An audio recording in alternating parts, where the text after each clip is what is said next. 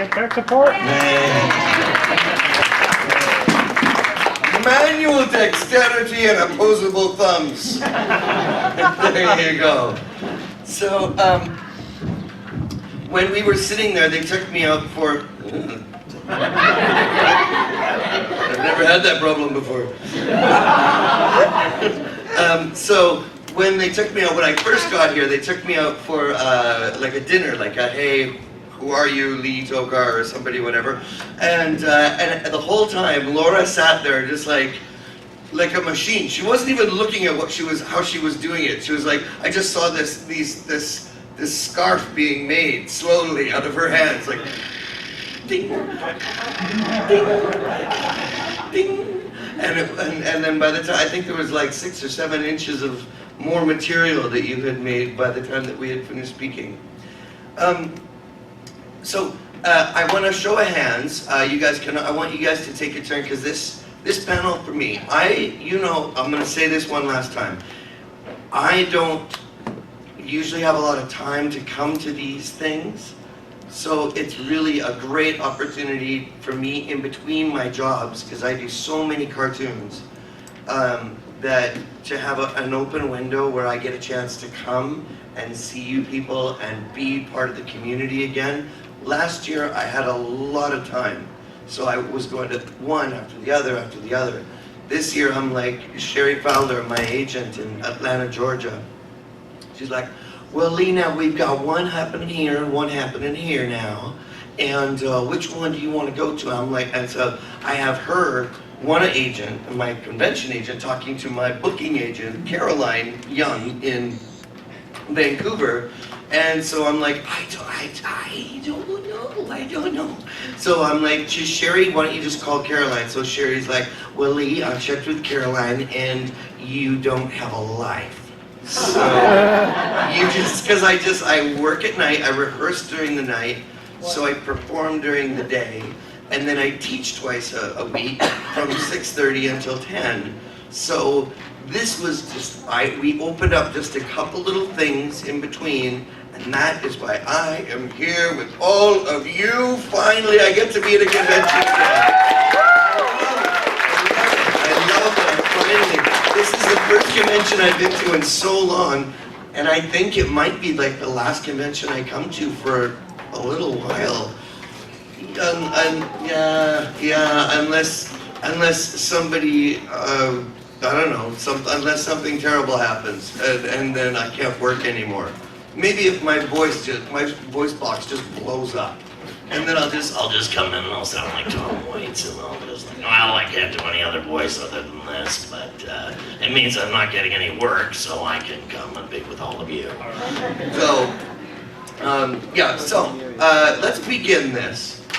With a show of hands, anybody that wants to put up their hand and tell me, as I asked yesterday, best experience so far at the con. Show of hands. Who has one great experience that happened so far? You, right in front. The crystal ball last night, just dancing with everyone, and the conga line was great too. Oh, I know, the conga line was awesome. Do you know, I'm gonna tell you, okay, so, Laura, can I tell the story? Would it be okay? No, you don't, no, I won't. No, I won't. I'm gonna say this though. Every once in a while, I have experiences that remind me how come I do what I do and why it's so rewarding to me. I get emotional. First of all, full disclosure, I'm getting older, and the older I get, the easier I cry. So I get like a little bit, okay, talk amongst yourselves. I can't do it, I can't go on.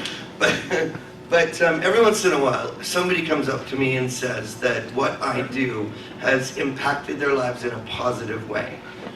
And without going into any detail, Laura did that the other night, and I was very honored to have been part of her life in a positive way. It happened at FanCon a couple years ago in Toronto. There was a little girl. She was like maybe, I think she might have been just a little younger than you, Virginia. And she knew that I did the voice of Bibble on the Barbie movies.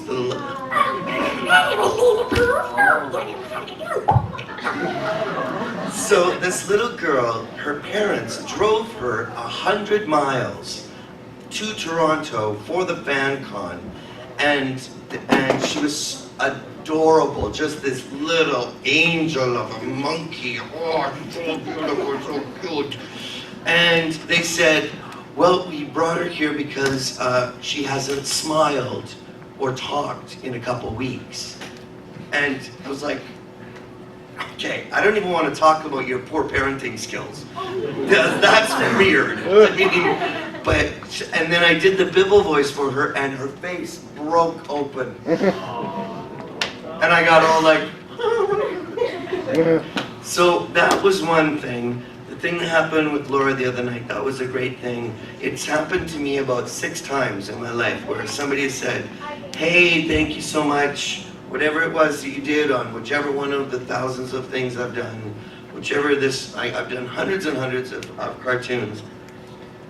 And, you know, I do them every day and every week. And they come up to me and say, thank you.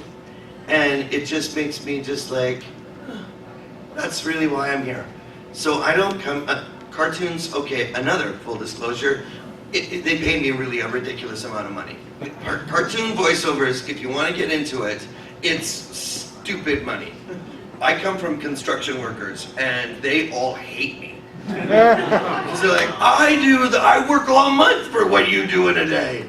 And, but I do a lot of charity work, so I give back. And I have a company called Fan Built, and I have 10 staff members, and I give all my money to them, because I don't need anything. If I have a bottle of Jaeger somewhere in my freezer, and a fridge full of yummy food, because I like cooking, and I get to go out and have fun with my friends, and my rent is paid, so my landlord's happy, I'm good. I don't need anything. I'm not a material person at all.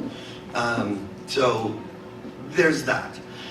So when I come to these things, and I do have the time to come, I come because of the charities, which is why it's so important that you guys support the charities. And it's so important, I'm going to mention this now, because I found out that my agent, I'm not going to say which one of my 4 agents, had arranged for this class I'm supposed to be teaching tonight for $150 each. And I was like, what? That's ridiculous. I wouldn't take that class. That's too much money. So I reduced the amount of, and I phoned her up and I'm like, sweetheart, I can't in good faith and conscience just charge people that. So I dropped it down to $20, and I am not taking any of the money that I make here, this whole trip. All the money that goes from my autograph signings, all the money that goes for the thing that I'm doing tonight for my voiceover classes. And I am a great teacher, by the way. So come to the class, because all the money goes to Alex's Lemonade Stand. Alex's Lemonade Stand. Now, I know a little bit about it, but I'd really like somebody to come up here and talk a bit about that. First, anybody that knows a little bit about it, how much do you know? I know the basics. Do you want to tell us the basics? It's just, No, come on. No, there we go. from my understanding. Introduce yourself. Best handler ever, by the way. Can you hear me? Do I need the mic? Can you guys hear me okay without it? Yeah. Okay. So my basic understanding of it is Alex's Lemonade Stand helps out kids who have cancer. So it's like helping treat childhood cancer. It's a really great thing to donate to if you got the time and money to do it. So most definitely you want to contribute to that. Yeah, and it was a lemonade stand that her dad helped start, or something like that, and I think she recently just passed away. So just kept the name and the theme going. Yeah. So it's easier to identify. So these are the reasons why I come to these things, why I break open parts of my life and get on a plane, which I hate doing because I don't like flying. I'm a very nervous flyer. And that sounded like Morgan Freeman. I don't like flying. Yeah, so I hate flying, but the only reason I would get on a plane is because I know that at the other end of it, I'm helping some kids someplace. do something to get over whatever ails them. So it's a great thing. I'm not saying you have to come to the class tonight and pay $20, otherwise you hate sick children. But I'm kind of intimating that, so you just take the guilt as you do with it. No, but really, like, come to the class if you want. I don't want to talk to an empty room, but I just want you to know, I don't take any of that money. The money goes to the convention to help them, to say thank you for bringing all of you together, here together, and in friendship. And for the kids. Because friendship kind of is magic. That's right, Virginia. I knew it was something I forgot. I went blank for a second. So yes, okay, so let's have a couple more people put up their hands, say the best thing that's happened so far at the convention. Who wants to? Yes, you right there. My friends and I played a game of ponies to ponies in your conference room. Ponies to ponies, is It's that like apples to apples, but with pony stuff. Okay, what's apples to apples? I don't know ponies to ponies, I don't know apples to apples, I'm so out of the loop. It's like a more family-friendly version of Cards Against Humanity. Okay, that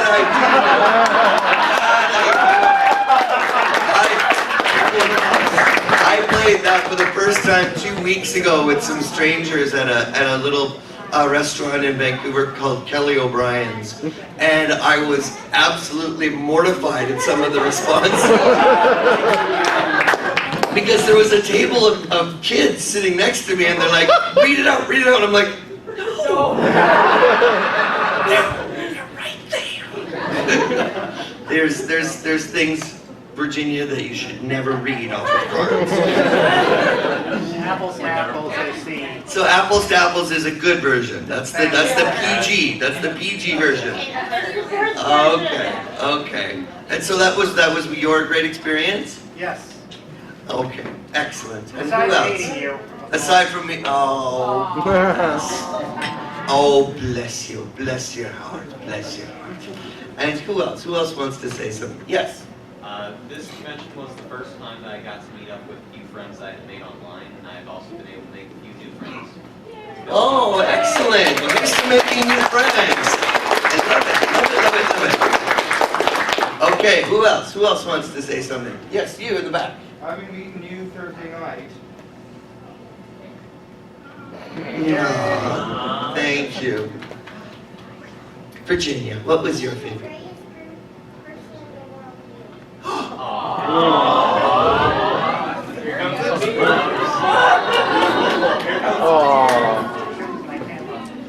Sweetheart.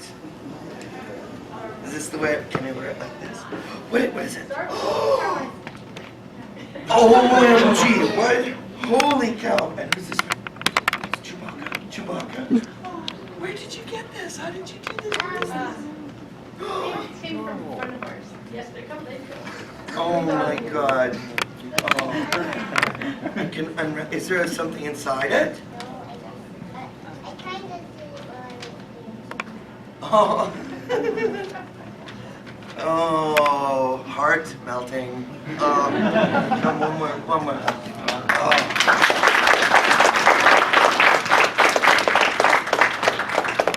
That's why I come here.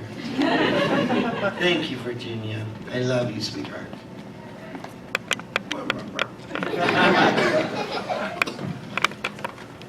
I'm gonna keep this right here. And I'm not taking this off ever, and in about 2 years, it's probably gonna smell a little. I'll Febreze it. I might have to, I don't know, I just hope that I don't get I hope I don't get C-3PO marks on my face from the pillow. I'll wake up with big C-3PO imprints on my cheeks. Thank you, sweetheart. Oh, that's the move. I'm on Lee Tockar's face. Okay, oh, that totally made my, that was my favorite part of the con so far. I'm sorry. I love you all, but that was it for me. That was it. Okay, someone else. I dare you to top that one. That's, yes, right there. Actually, I was having a really, really bad day. Like the last month of really been wanting to go to your acting class, but I worked a minimum wage job, couldn't afford what I had online. And then I showed up today and they're like, oh, it's only $20 now. I was just like, this is the best project of my day. Oh. Oh, well, that's excellent. And again, it goes, it's for the kids, so it really is the best. I don't, yeah, I was standing here the other day when they said it's $150, I'm like, why did nobody tell me this before? So, I mean, but we want the con to make money too. So, it's so great to see, well, first of all, it's so great to see all the bums and seats here. I love bums and seats. It makes me feel like I'm not talking just to seats. I'm talking to bums too.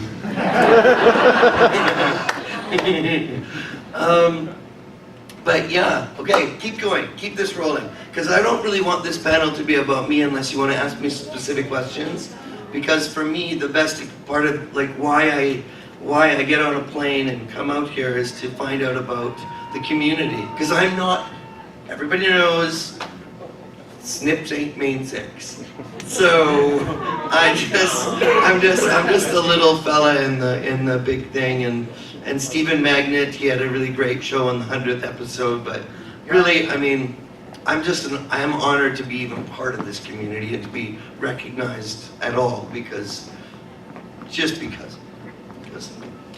So anyway, more, yes. All right, so Here we go. we came early yesterday. We spent most of the day here, and we met Tyler, the main coordinator of everything, who stated the price and shocked you so much. Yes. Yes. So he asked if we wanted to volunteer, and we did, and he ended up giving us a nickname, the King Mark Crusaders. And so we've gotten to meet just about all the vendors, and everybody's coming through, and that's just been the best part of the whole thing. Oh, fantastic. Excellent. Oh, and by the way, how many people are here are vendors? Put your hand up. Okay, just stand up in the room. Stand up. Any vendors? Stand up in the room. Okay. Just us? 1, 2, it's not a lot. Oh, yeah. Okay, now I want you guys to sit down, and I want everyone else to stand up and give a round of applause for the vendors. Thank you so much for the commitment.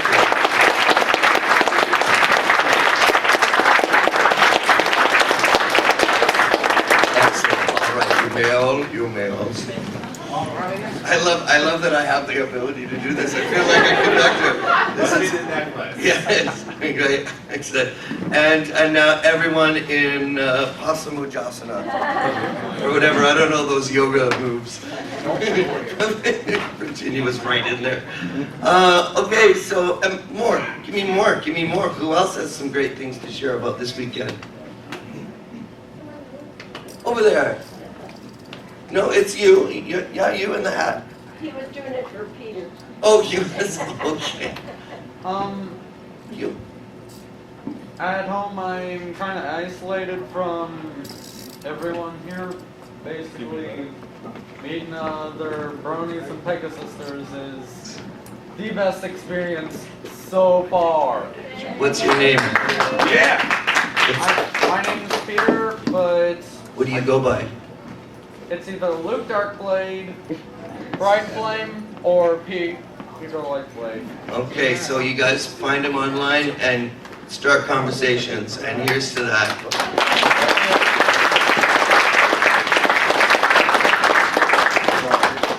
Keep going. I want more. This is you guys. I'm being kind of selfish here. I'm supposed to be here for you, but I'm kind of making you talk to me. How about you two on the end? Whichever one wants to go first. You two go, so you're together. Are you going to say everything exactly at the same time? That would be impressive, actually, if they totally did that. Oh, look at the love fest. I love it. Okay, yes. Probably one of the best things about coming here is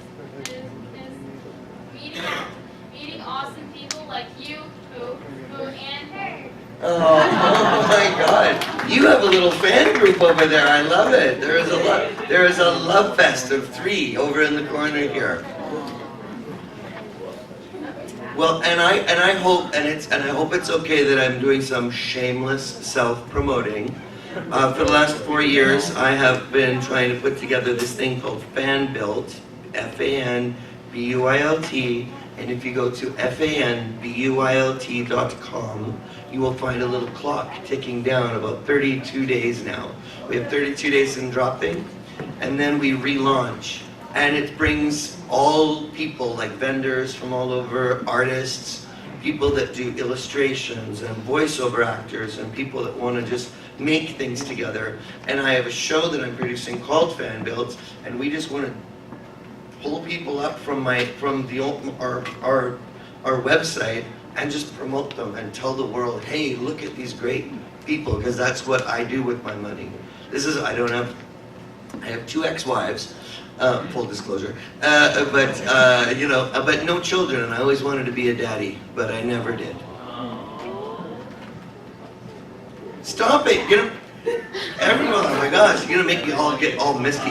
So these are my children. This is my legacy. So I hope you guys all go online. It doesn't cost anything. It's just bringing people together, and we're not even out of beta yet, and we're doing great. We have thousands of people so far that are, so when it comes in, when the clock runs out, I hope to see all of you jump on. And I want to just promote the heck out of all of you guys. I did. Yeah? Yeah, I did. You did? Yeah, come on. I've been seeing you. I love it. I love it. I hope you all do, and I hope you all follow me on Twitter, and I am going to keep track of how many Twitter people I have, and I will be announcing it tomorrow. So it's LEETOCKAR. I give $1 for every person that jumps on my Twitter. So I hope you do it. I'm not saying that if you don't do it, you don't love sick children. But I'm kind of saying that. So yeah, it's important. You know, I have a lot of staff that they're just like kids from. Corey Manuel is a friend of mine. He's 21 years old. He helped organize Canterlot, and he's just this smart kid, and I just wanted to raise him up, and I made him the CEO of my company. Oh, wow. Like, I'm the president, so I mean, if he screws up, he's fired. But I want to give these kids a chance to do something, and I put all my money into this company, and I want to just give it to all of the world. So that's because I don't know how long I'm going to live for, but when I go, that's what I want to leave behind. Everybody needs to do, something with their lives that they can leave behind that makes a difference. So coming to these things, to me, feels like I'm making a difference. So, and you guys coming together and loving one another, this little love fest here, that makes a difference. It's little things every day. Okay, more. Who else? Give me another hand. You right there. I think the best weekend I had was yesterday. Yeah. When you and I don't remember if it was your travel guide or whatever. Margaret? Margaret. Yeah, she was my handler. She's a Okay. pistol. Oh my goodness. And I love your compliments about my outfit from yesterday. Yeah. My OC. It was The dark side. It was fantastic. It is. You don't look anything like you did yesterday. I know. This is like the opposite of an OC. I know. If this was an OC, that would be like the craziest thing ever, because Well, it would be like, tomorrow, yeah, my OC is myself. That's like opposite. It's like, that's kind of a mind thing. I don't understand that. I dress like a normal person for my OC, because usually I dress in a scuba suit. So, as opposed to dressing in a scuba suit every day, I dress like a normal person. Welcome, this is my OC. No, it was great. And yeah, thank you. Yeah, you looked amazing. Thanks. You still look good. Still look good. So you went last night and you performed? Yes, I was in a show. Yeah, you're doing cabaret. Well, I'm a cabaret performer Yeah. and actor. I'm doing a show tonight called Oliver at the Florissant's. You want to do some shameless self-promotion? Yes. Okay, all right, stand up, turn around and tell everybody. So, hi, I'm Grayson, aka Gray Bowtie. I'm in a musical called Oliver at Florissant Civic Center. It's a musical, so if you want to guys come and see me perform with the rest of the cast of the show, come. And how long are you running for? We just had our opening night last night, and it was fabulous. Okay. And you're running till how long? Because a lot of people are probably going to want to be here tonight still. well, yeah. But how long are Still you got running for this. past this event? This, we got a performance tonight and also next weekend on October 3rd to the 4th, I think, or just, I'm guessing, top of my head. Okay. So this weekend, so tonight and next weekend. Okay. Excellent, excellent. Everybody, I want you to support your local theater. Support local cabaret. Support local actors and artists. Support each other. God, that was good. That came out really well. I thought it was like a card or something. Yes. My name is Dan. I go by the name Greenstorm. I had an awesome time. I'm here. My most favorite thing was the stores where you get merchandise and other stuff. And What did you buy? Did you buy something? I got a handmade meme from Adventure Time card. Oh, sweet action. That's cool. Adventure, I've just started watching Adventure Time. Yeah, John DiMaggio, my friend that plays Bender, and he plays, what does he play on Adventure Time? Jake the dog. Jake the dog. He's a great guy, and I met him at a couple conventions. He's wonderful. Well, great. I love that you're supporting the vendors. Way to go. It was Dan, right? Dan. Or Brainstorm? Greenstorm. Oh, okay. Sorry. Wow. You guys have turned quickly. That went dark real fast. Chills. Excellent. That's wonderful. Hey, so do you guys want to? Okay, so I wanted to share a couple things. So, because I want you to. So, do you want to hear? Okay. Okay. So I'm writing a couple of movies. It's like Harry Potter meets The Odd Couple meets Accidental Possession.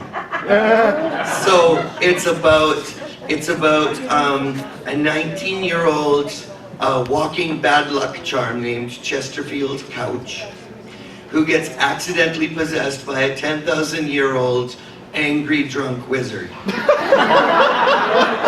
from an ancient race called the Grimm, Grym. So it's called The Grim Possession of Chesterfield Couch. And I wanted to share with you, I'm trying to get this is one of the things that I'm going to be doing with my online thing, my fan build, is I'm going to be gathering together people from the community to help make projects together, because I've got hundreds of projects, because I have no life. I spend all my time at home, and then in the studio, and then I go home, and when I'm not rehearsing, I'm scratching on paper and tapping on keyboards and painting and things.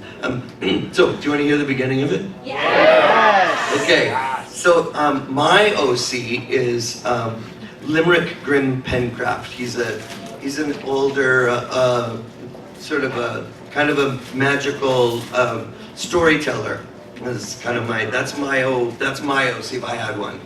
And he's a shapeshifter. Okay, so here's how, this is in his voice, this is how the story goes. This is the beginning of the story. It's not long, but I'm really proud of it, and I kind of want to bring you there. Imagine, if you will, thunder rolling in the background. There are those who would say that every story has been told, and that there are no more great stories to tell. There are rivers of myths and fountains of fables have sadly reached the dry end of the well. But there's one story more, from a time, well, long before your earliest once upon a times. One I wish I could say was the greatest tale of ancient days. But, in truth, it was just the last one to survive.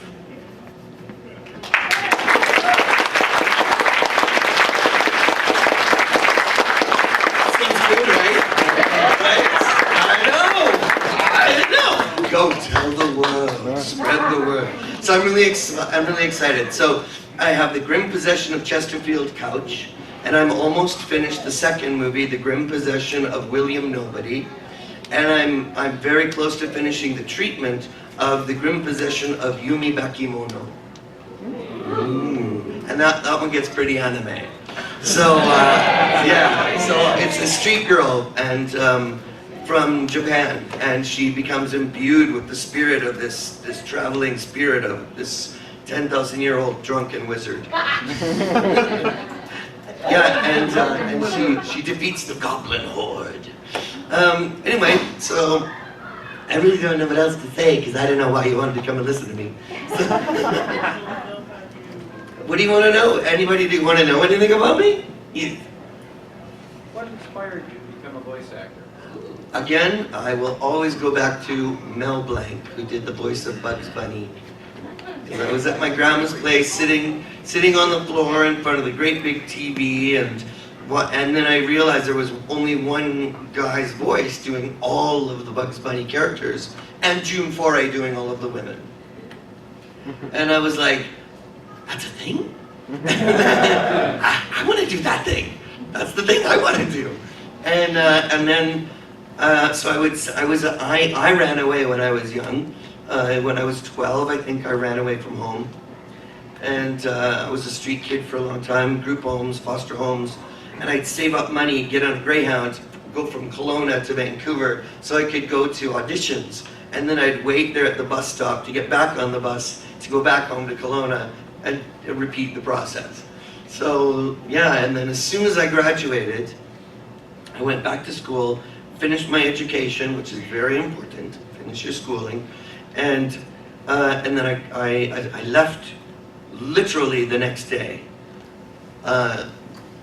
And I stayed in Vancouver, and I was living on welfare and food banks for a long time, and I would just save up money and just go across town and go to all these auditions, and that's how I started, and that's what started me was Mel Blanc and Bugs Bunny.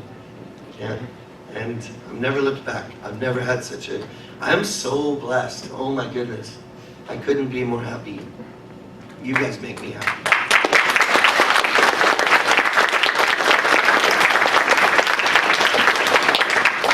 You fill my heart up, you guys, you really do. It's awesome. It's awesome. You're awesome. Yes. I remember meeting yesterday. Oh yes, I remember. You took the light out of my eyes with your great cowboy hat. Could you talk about your hat obsession that you mentioned? My what? Your hat obsession. Oh, my hat obsession. Oh yeah. Well, my Auntie Victoria, she lives in the prairies. I think she lives in Moose Jaw.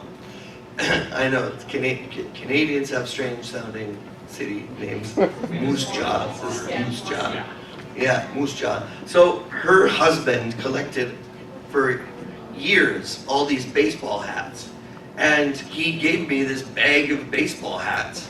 And I still have so many of them, and I'm like, okay, this is a thing I could get into. And so I started collecting other hats, like I have my John Deere hat. When Margaret, my handler, picked me up at the airport, she saw this, she didn't know what I looked like, she just saw somebody with a John Deere hat, so she thought that I lived here. Because apparently everywhere it's like this thing, it's a thing, it's a Midwest thing. So it's, we have a family farm out in Saskatchewan, Manitoba, and so I put it on when I want to feel like I'm, I'm protected by Canada somehow, protected by the prairies. Anyway, so I started collecting other hats. So I have like 3 cowboy hats, like one I have just like yours, and I have because I have a little bit of me that's a bit of a redneck. And a bit of a, and I have a bowler hat because I'm a little bit of a Charlie Chaplin fanatic. And I've got a Sherlock Holmes hat because I love Sherlock Holmes. And yeah, so I don't know, as a writer, You guys are gonna think I'm a total geek. I am a geek. I'm a total geek. Yeah. Alright, people. You're preaching to the choir. So when I'm writing, are you a geek too? Yeah, geeks and nerds, my favorite people. But when I'm writing, it depends on what I'm writing. I like to put a hat on that sort of puts me, it's like my cosplay while I'm writing, that puts me in the mindset of whatever it is I'm doing. So I've got a really cool top hat. Oh, I've got a really cool beat up metal top hat that kind of reminds me of, I love steampunk. Love steampunk. So I've got this steampunk hat with goggles on it, and I put that on whenever I'm writing The Grim Possession, because there's a circus, there's a traveling circus of roamers that go through history, and all throughout history, and I write about them, and then I just put that on, and I become the circus ringleader. Oh my God, I'm such a nerd. Yes, exactly. I don't feel weird. I would feel weird anywhere else saying this story to anyone else, especially my construction worker family. They'd be like, I'm sorry, you do what with hats? Nothing. Anyone else? Let's keep it going. Let's keep it going, people. You in the back, in the very back. Well, I was just curious if there was any voice acting role in a cartoon, which would be the one that you could have anyone that you wanted, what would you want? I'm sorry, can you say a little bit If louder? you could have any voice acting role in the world that you wanted, what would it be? I don't know. I mean, I always wanted to play Bugs Bunny, but that's somebody's doing that already.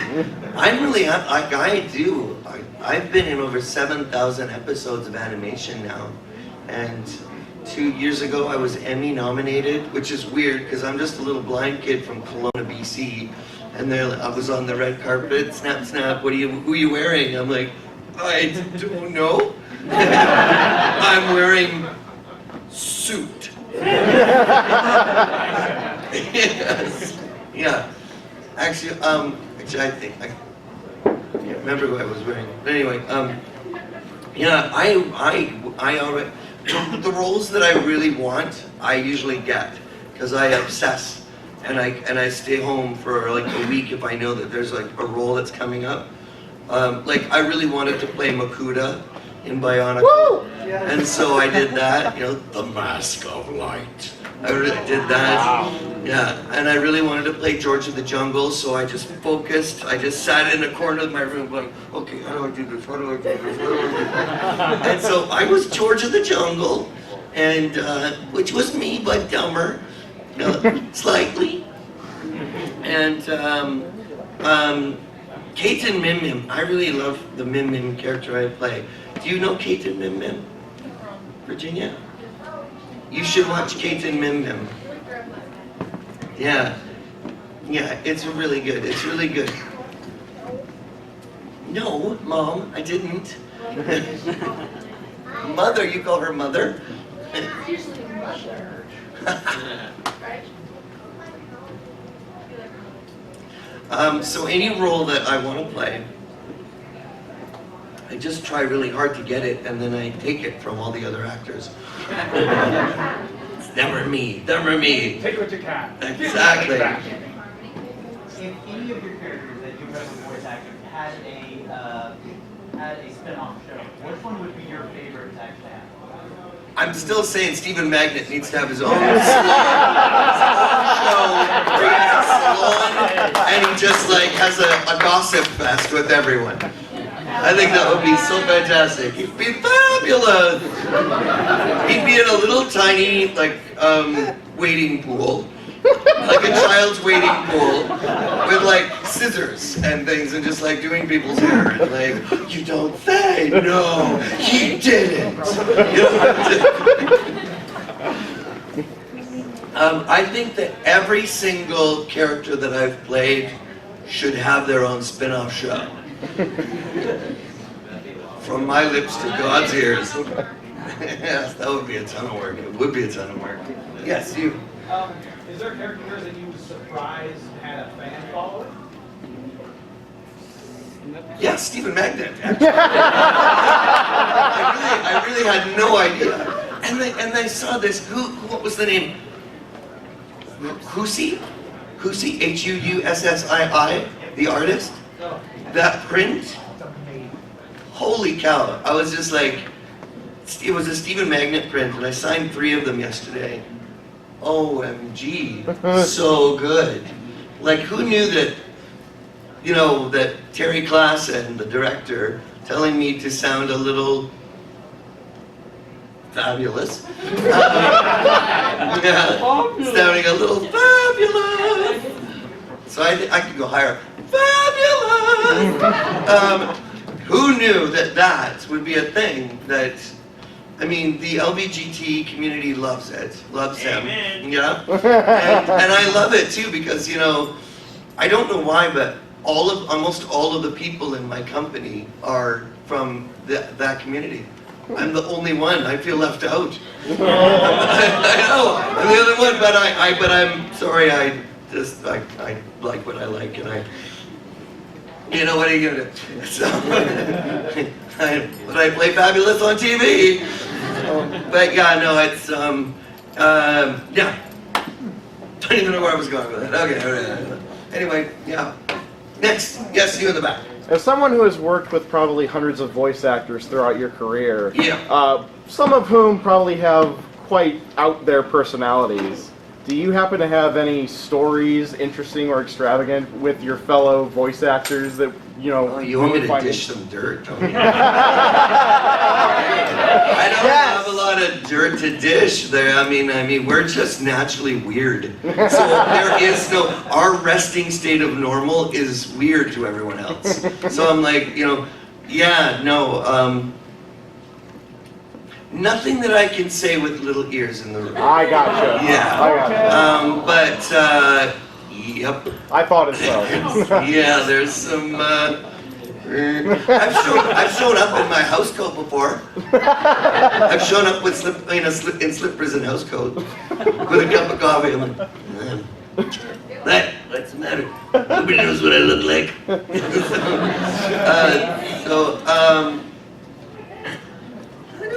I don't know. I mean, no, I mean, we're all kind of weird. We're all kind of weird. There's something not quite right with all of the voice actors that I know. You know, because we spend our lives sounding like other people and mimicking other people. I'm sorry, what? I couldn't understand that. Start acting like them. Oh, no. But I will say that on Kate and Mim Mim, it's a preschool show, but all of us, when all the voice actors get together, everything starts sounding vaguely dirty. Because it's written so innocently that when it's taken out of context, everybody just starts blushing. So, we're like, you know, I can say that I have been honored to work with some of the best voice actors. Maurice LaMarche, who played Pinky and the Brain. Oh, yeah. Yeah, I worked with him on the Inspector Gadget movies. Yeah, I played Mad Cat and Brain, the dog. And I'll get you next time, Gadget, next time. And did that, and yeah, and Maurice LaMarche is. I was just like so like, oh my God, it's Pinky the Brain. So, he comes up from LA to Vancouver once in a while, and every once in a while, not often, but every once in a while, I get a little bit fanboy, and I squee inside just a little.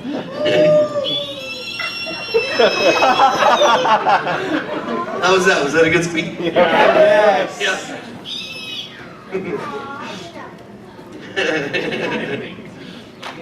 Yeah, so I've worked with Maurice. I've worked with Don LaFontaine before he passed away. He was the voice of In a World, a Man on the Edge of Space. Yeah, so, yeah, Come on, that was good. He was one of my teachers. And so I was very happy to work with him. David Kay I work with a lot. He's in LA now, but he's Optimus Prime. Hey, and do you know who's the head of my marketing division for FanBuilt right now? Is John Bailey Crompton, who's the voice of Honest Trailers. Yeah, he's awesome. Isn't he great? Yeah. Is it? I don't know if this is being recorded, if there's any way for him to see it, but I want a round of applause for John Bailey Crompton.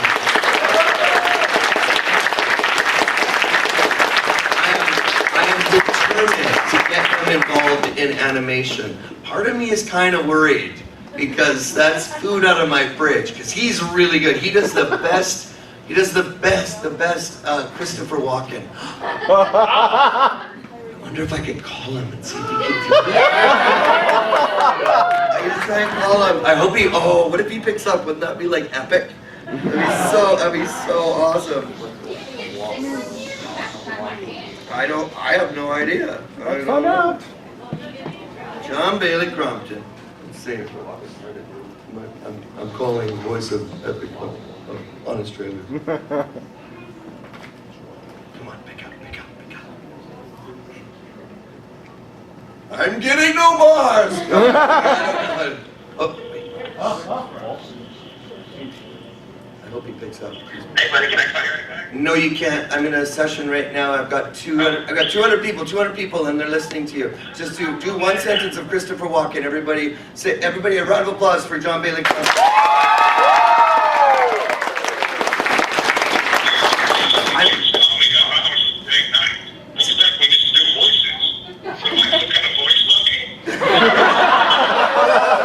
John Bailey Crompton, everybody. I'm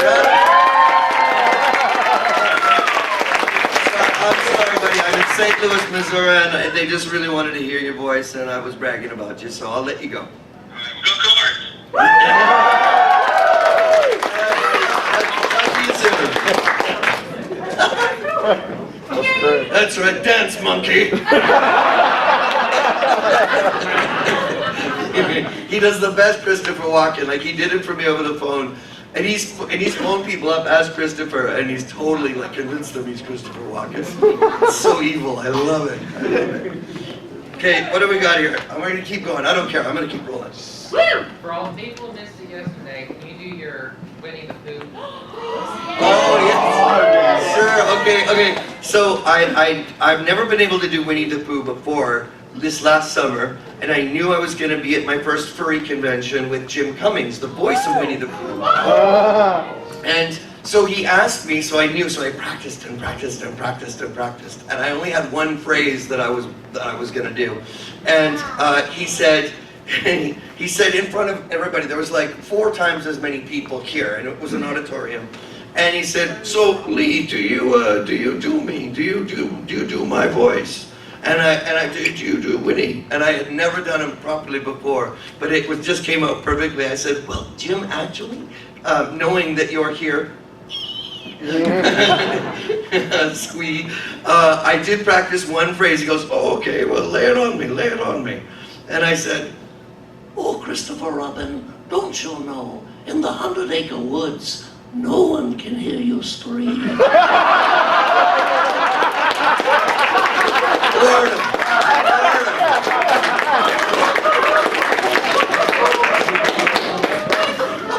You know, it's terrible.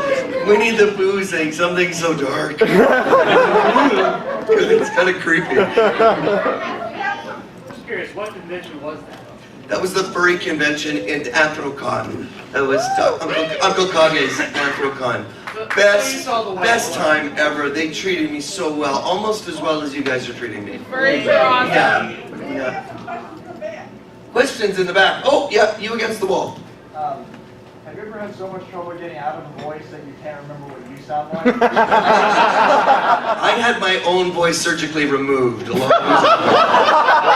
I just slide from continent to continent. Yeah, I don't even know what I sound like anymore. Because I talk so much that I don't sound like me anymore. I sound like a gravelly version of me. So yeah, no, I don't think I've ever. I have. Right now, I'm practicing Welsh. So and I did it for a couple of people the other day. I'm practicing Welsh because I want to perform A Child's Christmas in Wales every Christmas. and it's so beautiful. I'm gonna cry again. You guys make me all this. People making me cry all the time, getting all misty. But I have performed it so much at night because it's what I do when I'm feeling sad or I'm feeling like lonely or something. I pick up my Child's Christmas in Wales and I just recite it over and over and over and over and over and over because I think I have a problem. But it's what I do to kind of make me feel better about the world. And occasionally, I have had a hard time breaking Welsh character. I know some of you have heard it. Do you want to hear some of it? Yeah. Okay. And it sounds like a bad East Indian accent. Because the Welsh and East Indian sound so similar. I'm not kidding you. Listen for it, you'll hear it. But this is proper Welsh as performed by Dylan Thomas. One Christmas was so much like the other.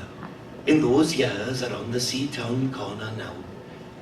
And out of all sound except the distant speaking of the voices, I sometimes hear a moment before sleep. But I can never remember whether it snowed for 6 days and 6 nights when I was 12 or 12 days and 12 nights when I was 6. All the Christmases rolled together down towards the two-tongued sea like a cold and headlong moon just bundling down the sky that was our street.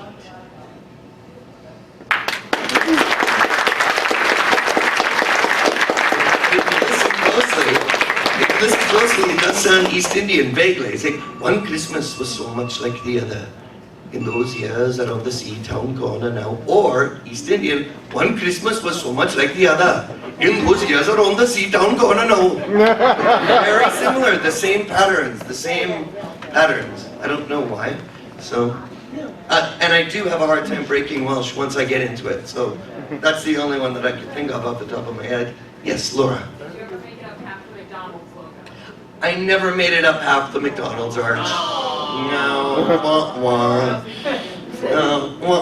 No, I couldn't. I was gonna go the next morning, but I had been working so much. I just wanted to. The bed was just like, oh, here. It was so good. I loved the bed more than I loved the arch. I'll have to come back. You'll have to have me back. I guess. Yeah. Would you guys like me to come back? Yeah. I'd love to come back. I'll go anywhere that invites me. If I have some time. Yes. What about Snips? Official mascot of the Crystal Bear. No way! Oh. I'm honored. I understand that you work real hard to get the parts. Do you go into an audition? Do you create the voice and pitch the voice, or do they? Yeah.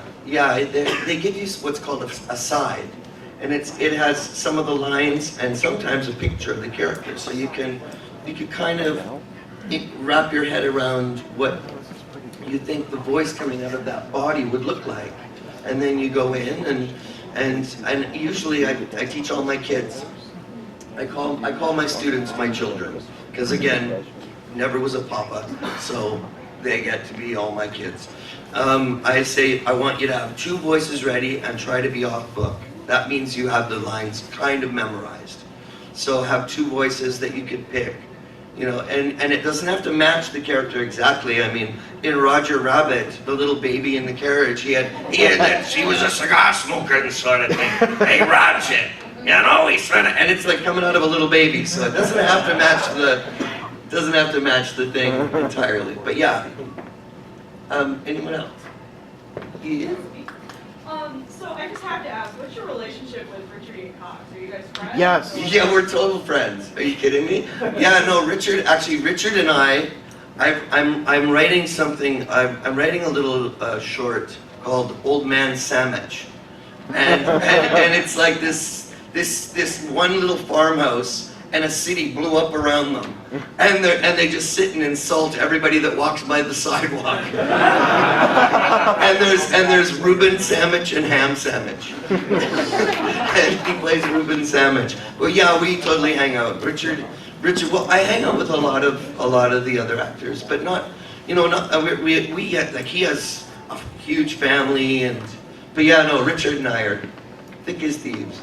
Thick as thieves. They handpicked us because we are two of the more ridiculous people in Vancouver. Like, we're known as having really good comic timing, and that we've played together before, and we're on Super Noobs together. It's a new cartoon by the creator, Scott Fellows, the creator of Johnny Test. So Super Noobs is coming out, and he plays opposite me on that. We've played opposite each other on a couple shows, not just this one. Yeah, he's awesome. He's super, super ridiculous. He's a very ridiculous man. And I've been told that I'm not exactly normal, so we work really well together. Yes? One, you gotta bring him in sometime, and two, which one would you prefer to actually live in real life? Stephen Magnet or Snips? Gummy. Gummy.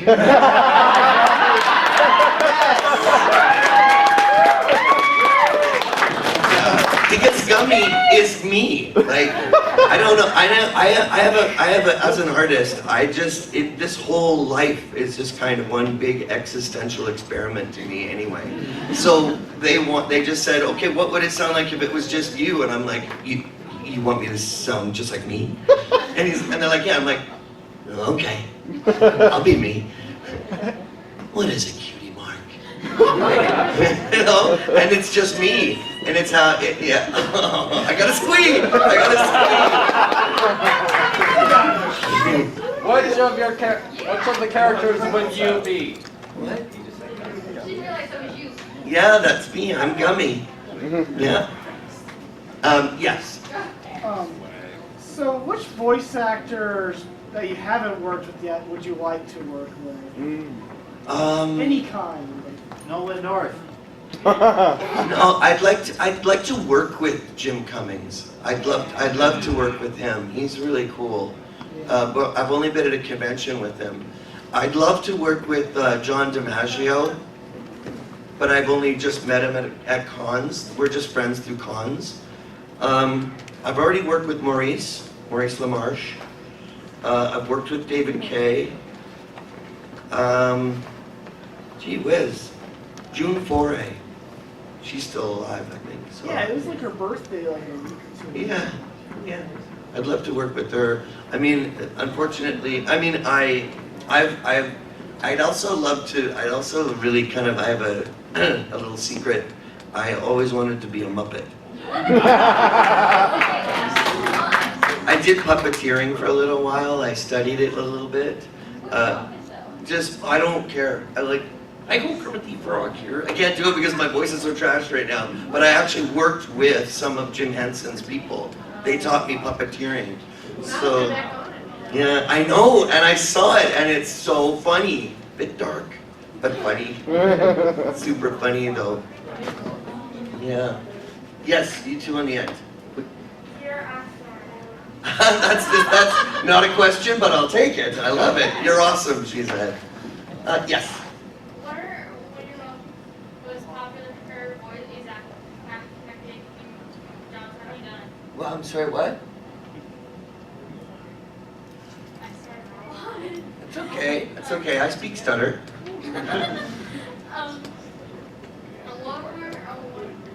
I stutter. It's okay. Don't be nervous. Don't be nervous. I'm okay.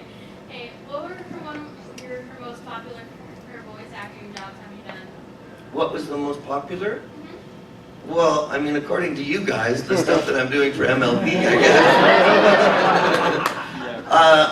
I think George of the Jungle was really big. And that was good. And Ripster on Street Sharks, that was pretty big back in the day. God. Yeah. What have you done with our dad? Awesome. And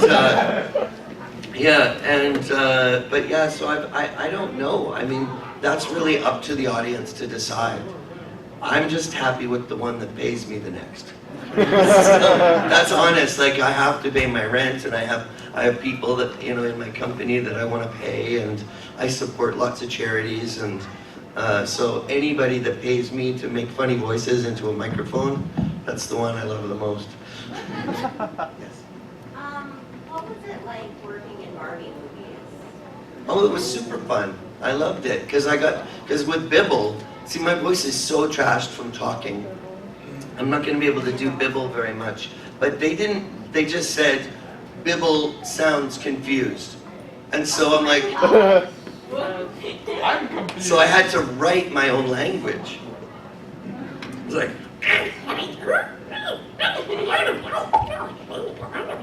so I had to like emote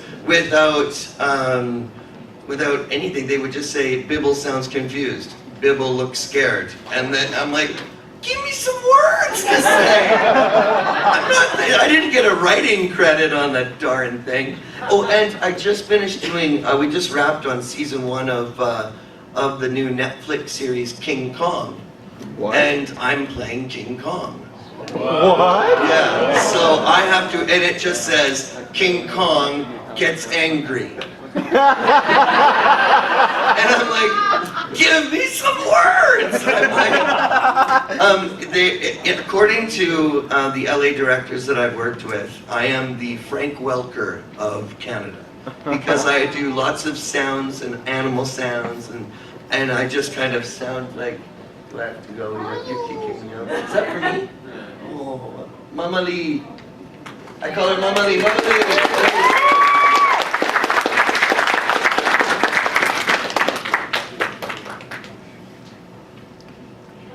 Oh, that's really good. That's straight vodka. I'm kidding. I wish. Anyway, I don't know what time I'm supposed to leave. I don't know what my schedule is.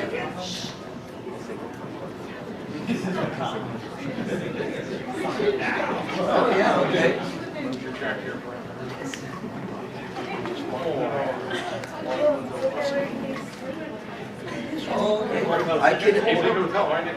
I'll talk. Why don't I keep talking for another 15 minutes, and then I'm gonna do a signing. And if you guys want me to sign stuff, you can. That'll be you donating to the children to the charity.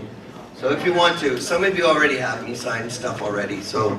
Like that tiny snip. Hey. That tiny little figurine.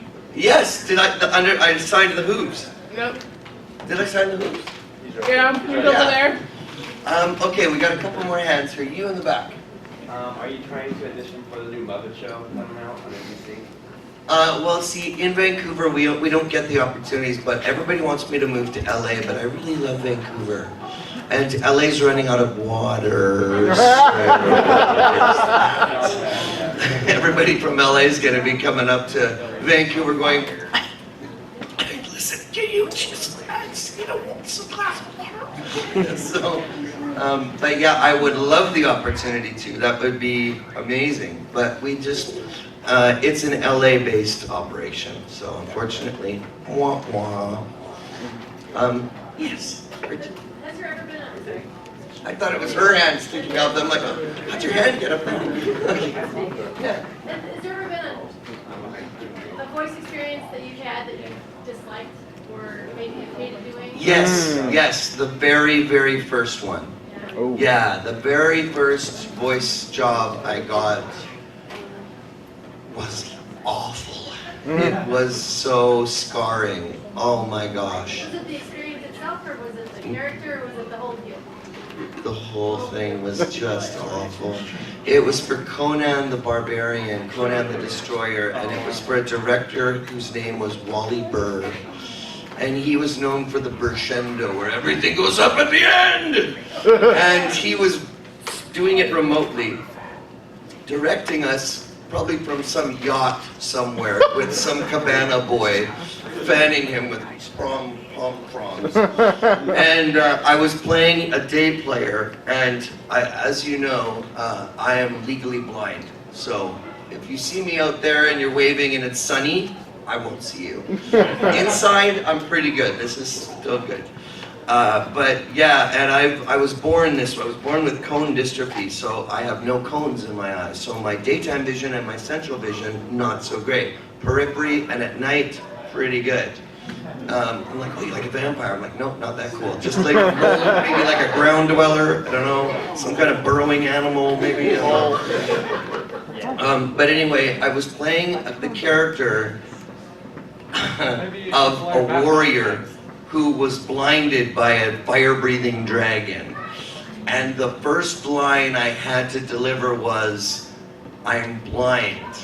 But Wally keeps going, until it's perfect, he'll make you do it like 30 times.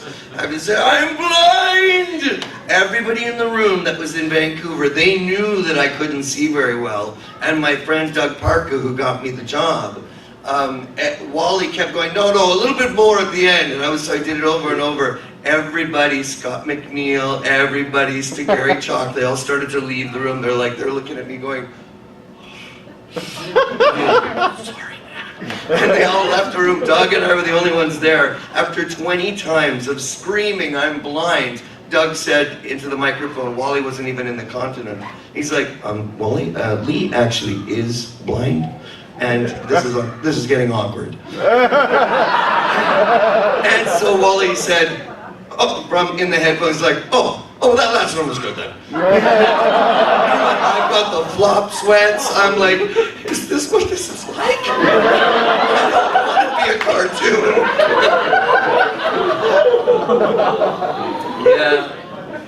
Yeah, that was awful. The first one was the worst, and I thought, if I can make it through that, because that's Skeksis. That's trial by stone, trial by stone.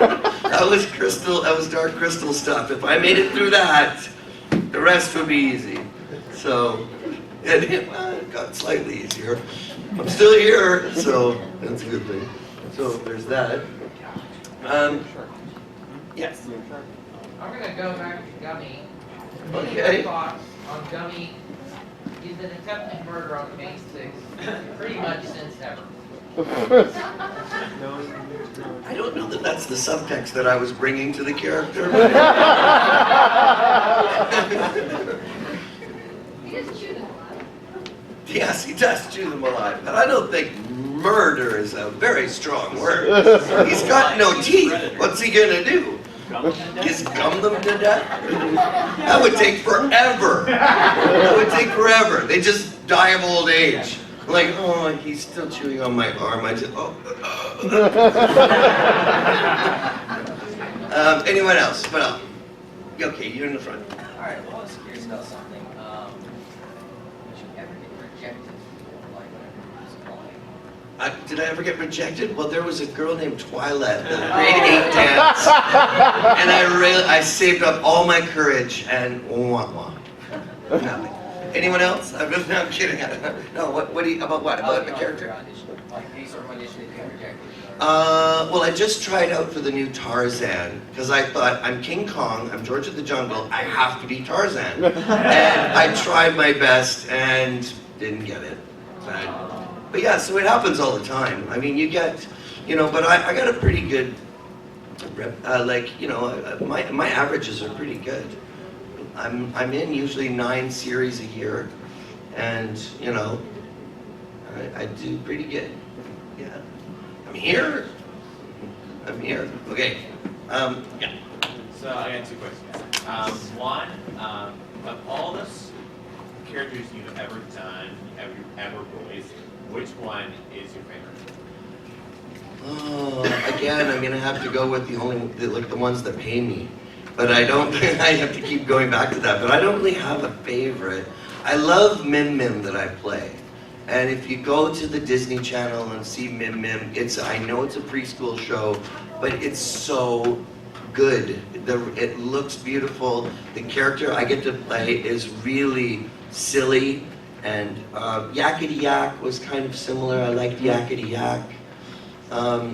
Dr. Frog in the League of Super Evil, I really liked playing Dr. Frog, because bad things would happen to him all the time, and he'd always get squished or squashed or thrown around or run over.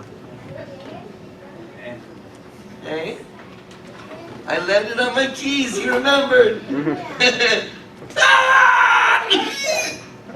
Oh no, I landed on my keys. And my second question is, I really want to go to your class, but I have performance during the day. But my question is, do you have any tips for people who want to do voice acting for cartoons or anime or whatever? Just in general? In general. So just an entire course, just squeeze in one sentence. Yes. Practice. Determination. Persistence beats resistance, all these colloquialisms. You have to practice. I always say to my students that there are two invisible satchels on either side of you. One is where you put your bag of tricks. That's all your dialects, that's all your voices, that's your mic techniques, that's just your courtesy and professionalism in the studio. And that is equal to the amount of money that goes into this satchel. And the more things you put into this one, the more money you get in this one. Yeah, so, and it's just, you know, so how do you get the Carnegie Hole? Practice, practice, practice. That's what it is. You just gotta want it and, you know, and be determined. Hey, would you actually audition for a show when you knew in advance that said show was pretty bad? Well, okay. I just auditioned. I auditioned for Seth Rogen and James Franco's new movie that's coming out next August called Sausage Party. And I got 3 characters, and I read them, and then those 3 characters, because it's like a whole grocery store of produce that do awful things to each other. Like there's things that Virginia is not going to hear from me.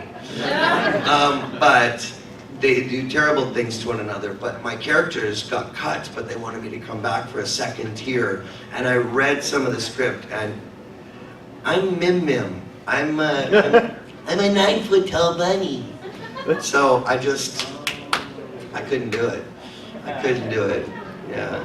So there's things that I've done like that I just can't do. As much as I'd love to be in a James Franco Seth Rogen film, I'm known as a children's entertainer, and other than that, I mean, if the writing's just terrible, as long as the check's clear, I'm in. Because I got staff, I got people, I have nieces and nephews that like birthday presents, I got stuff, you know. I have a landlord that for some reason wants his rent paid all the time. You're so weird.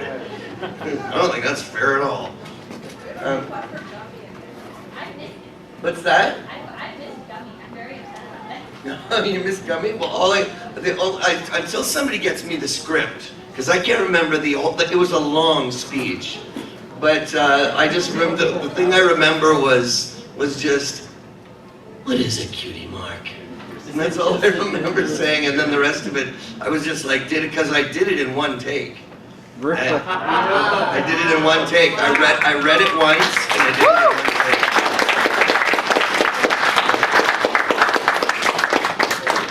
take. Gee, you guys should just follow me around and do that. That feels good. Everybody should have an audience that claps for them whenever they do. There's an app for that, isn't there? I think so. Okay, we got time for one more question. Okay. All right, go ahead. Well, you're saying you're missing the art. Should I at least have some emails while you've been here? Had some Emo's pizza? Yeah. Yeah, I've had about 3 of them now. I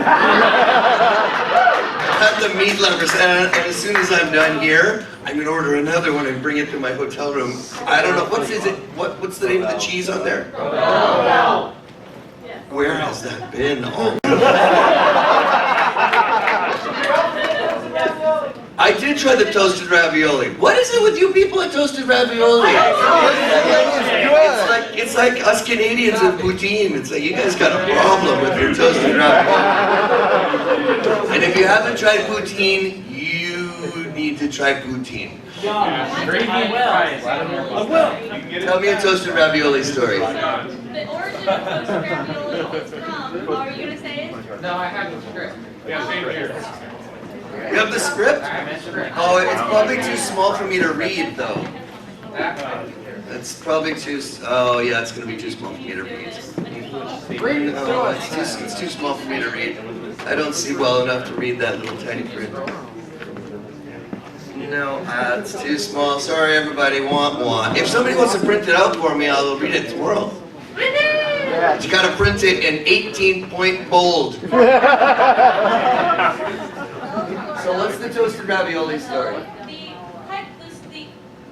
The mythical origin of it is that it was fried.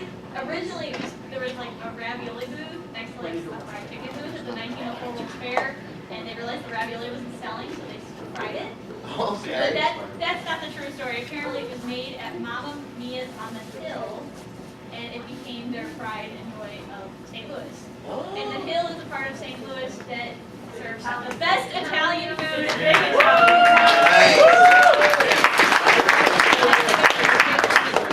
Well, I really liked the toasted ravioli that I had. That was really, the fried ravioli is so, it's really good. But if you guys haven't had poutine, Canadian poutine, your heart is about to clog. And how many people here, okay, I love cheese. I love cheese, I'm a cheese fanatic. Favorite cheese, by far, smoked applewood cheddar.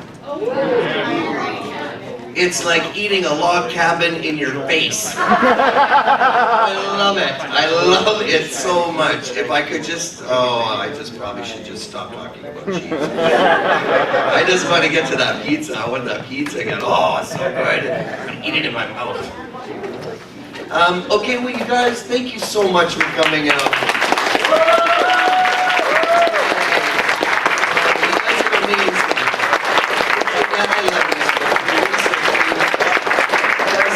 Thank you for being so supportive. Don't forget, support the charity. If you want me to sign something, get a voucher. All the money goes to the charity. Please support the charity. That's why I'm here. And come and talk to me throughout the weekend. And are you guys going to be here tomorrow? You are? Okay.